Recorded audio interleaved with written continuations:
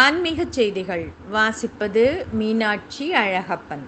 பொன்னான வாழ்வு தரும் பொன்னேஸ்வரி. துவாபர யுகத்தில் சொர்ணமயமாக திகழ்ந்த ஒரு மலை இந்த கலியுகத்தில் கல்மலையாக விளங்குகிறது. கிருத யுகத்தில் வைரமலையாகவும் திரேதா யுகத்தில் மரகத மலையாகவும் திகழ்ந்திருக்கிறது இதே மலை. ஆனாலும் இது பூர்வ யுகத்து மகிமையால் பொன்மலை என்றுதான் அழைக்கப்படுகிறது. திருச்சிக்கு அருகில் இந்த மலையின் பெயரை ஒட்டியே பொன்மலை என்ற ஊரும் அமைந்திருக்கிறது. 200 அடி உயரம் கொண்ட இம்மலையின் உச்சியில் ஏறி நின்று பார்த்தால் கிழக்கே எறும்பீஸ்வரர் மலையும், மேற்கே இரட்டை மலையும், வடக்கே திருச்சி மலைக்கோட்டையும், தெற்கே நார்த்தா மலையும் தெரியும். இந்த 4 மலைகளும் தெய்வாம்சம் நிறைந்தவை. பொன்மலை 3 அடுக்குகளாக காட்சி தருகிறது. முதல் அடுக்கில் ஈஸ்வரி கோயிலும், 2ஆம் அடுக்கில் முருகப்பெருமான், ஐயப்பன் கோயில்களும் அமைய பெற்றிருக்க, 3ஆம் அடுக்கான உச்சி பகுதி திறந்த வெளியாக உள்ளது. பொன்மலையில் ஈஸ்வரி கோயில் நாகார்ஜுன முனிவரால் நிறுவப்பட்டது. தவம் செய்ய விரும்பி வந்த நாகார்ஜுன முனிவர் பார்வைக்கு ரம்மியமான சூழ்நிலையில் அமைந்திருந்த மலை ஒன்று தென்பட்டது. அந்த மலைதான் இப்போதைய பொன்மலை. அந்த மலை அடிவாரத்தில் அமர்ந்து தவம் செய்ய ஆரம்பித்தார் முனிவர். காலம் கடந்தது. ஒரு நாள் கண் விழித்து பார்த்தபோது அவர் அருகில் ஒரு புதரில் அதிசய ஒளி பிரகாசித்தது. அந்த புதர் பகுதியிலிருந்து ஒளிவர காரணம் என்ன என்று யோசித்தபடியே புதர் அருகே சென்றார். அங்கே புதர் நடுவில் ஓர் அம்மன் சிரசு மட்டும் வெளியே தெரிந்தது. அதிலிருந்து தான் ஒளி பரவியது.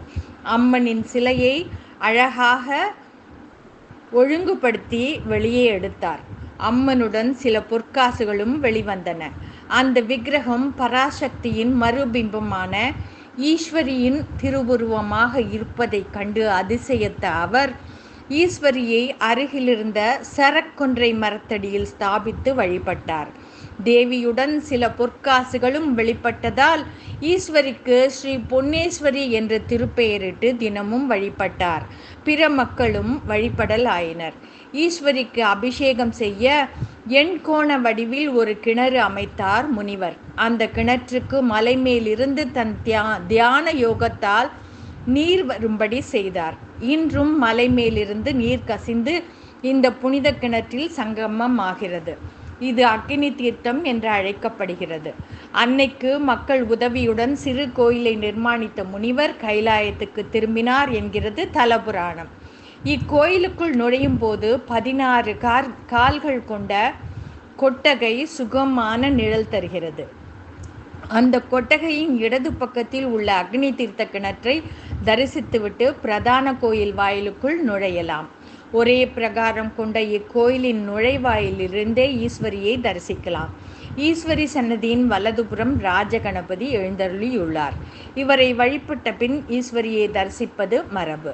மூலஸ்தானத்தில் சுயம்புவாக எழுந்தருளி இருக்கும் ஈஸ்வரி அமர்ந்த நிலையில் அருள் புரிகிறார். இக்கோயில் கட்டியதும் கருவறையில் ஈஸ்வரி விக்கிரகத்திற்கு முன்னால் 3 அடி உயரத்தில் இன்னொரு ஈஸ்வரியையும் பிரதிஷ்டை செய்திருந்தார்கள்.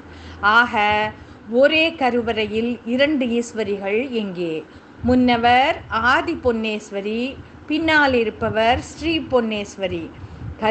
கருவறையில் உள்ள 2 ஈஸ்வரிகளும் தீப ஒளியில் மிக அழகாக ஜொலிக்கிறார்கள். நன்றி, வணக்கம்.